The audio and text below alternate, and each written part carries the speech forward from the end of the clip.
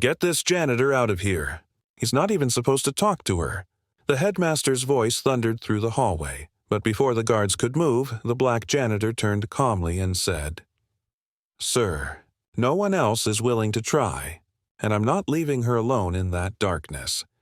At the prestigious Maplewood Academy, money didn't just open doors, it built walls.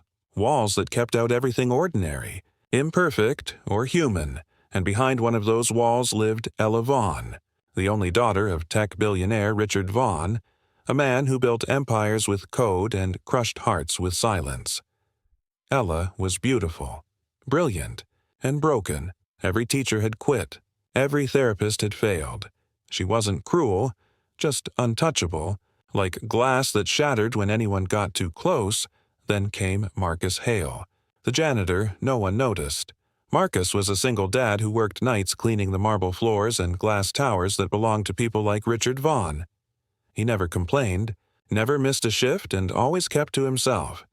But everyone at the academy whispered about him, not because he was poor, but because of how he carried himself. He walked with quiet strength, eyes that had seen too much but still looked for good in people, and when he wasn't sweeping floors, he was reading books about philosophy, parenting, and life. What no one knew was that Marcus once had dreams, too. He'd studied child psychology before dropping out to care for his son, Eli. When his wife passed away, life had taken everything, except his ability to care. It started on a Monday morning. The headmaster stormed into the janitor's closet, frustrated and desperate. "Marcus, you have a daughter, right?" Marcus nodded. "Yes, sir. She's gone now, but I know what raising one feels like." The headmaster sighed. "We've tried every counselor, every specialist. Ella won't talk to anyone. She doesn't listen. She barely eats. You're good with people. Could you, just for a day, try to reach her?" Marcus frowned. "I'm not trained for that anymore." The headmaster's voice cracked. "I've got no one left to ask." Marcus hesitated, then quietly said, "All right, I'll try." He found Ella sitting alone in the academy garden, barefoot, headphones in, eyes staring at nothing. Her uniform was perfect, but her spirit wasn't. "Beautiful day, huh?" Marcus said softly, sweeping near her. She didn't respond.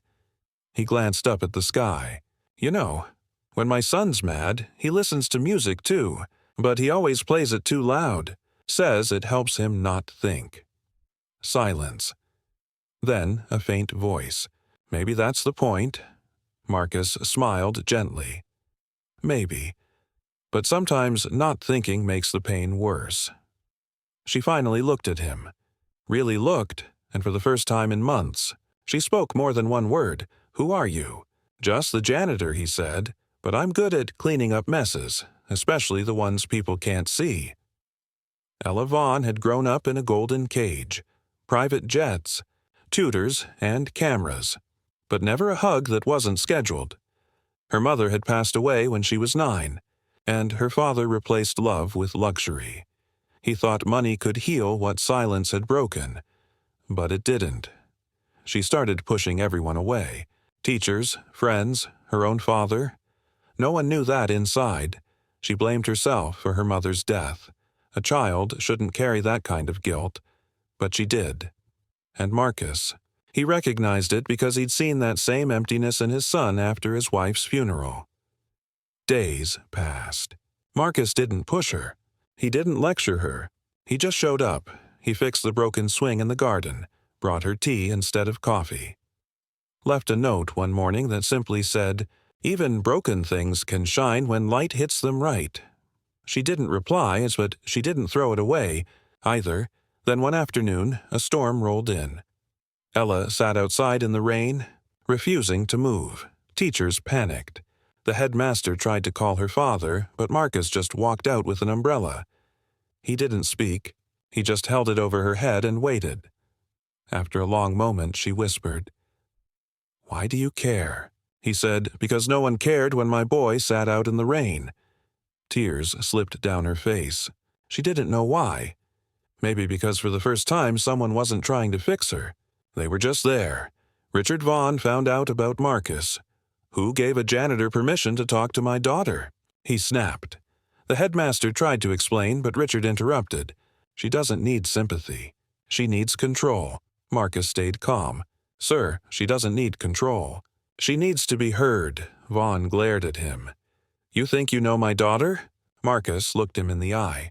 No, sir, but I know pain when I see it. That silence, heavy, uncomfortable, told Vaughn everything he needed to know. Over the next few weeks, something incredible happened. Ella started showing up to class again. She smiled, awkwardly, but it was real. She even began painting again, something she hadn't done since her mother's death. Marcus helped her set up a small art corner in the janitor's workshop, away from the noise. One day she handed him a canvas. It was a portrait of him, holding an umbrella in the rain. She said quietly, You reminded me that some people still stand in the storm with you. Richard Vaughn showed up, unexpectedly at the academy one afternoon, found Ella laughing, actually laughing, as Marcus fixed her paint stand for a moment. The billionaire stood frozen. He hadn't seen that light in his daughter's eyes since she was a child. He cleared his throat. Mr. Hale. Marcus turned. Sir. Vaughn glanced at Ella, then said, Whatever you've done. Thank you, Marcus nodded. I didn't do anything special, just treated her like she matters. That line hit Vaughn harder than any business loss ever had. Months later, Marcus was promoted to student counselor assistant, overseeing a new program for emotional mentorship. The school called it the Hale Initiative.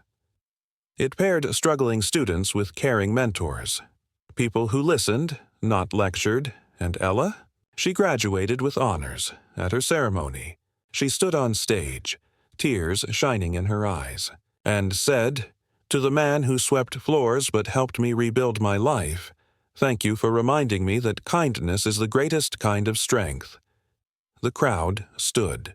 Even her father wiped his eyes. That evening, Marcus drove home, his son sleeping in the passenger seat. He looked out at the glowing academy in the distance, the place where a janitor became a teacher, and a lost girl found her way home. He smiled and whispered, Guess we both made it through the rain, huh? Sometimes the world tells you your worth depends on your title, but real worth, it's found in how you show up for people, quietly, consistently, with heart. Marcus Hale didn't have wealth, fame, or influence. He just had compassion, and that was enough to change a life. Comment below. Would you have stayed for someone like Ella? Where are you watching from? Subscribe for more cinematic stories about kindness, courage, and quiet heroes who prove you don't need status to make a difference. Just heart.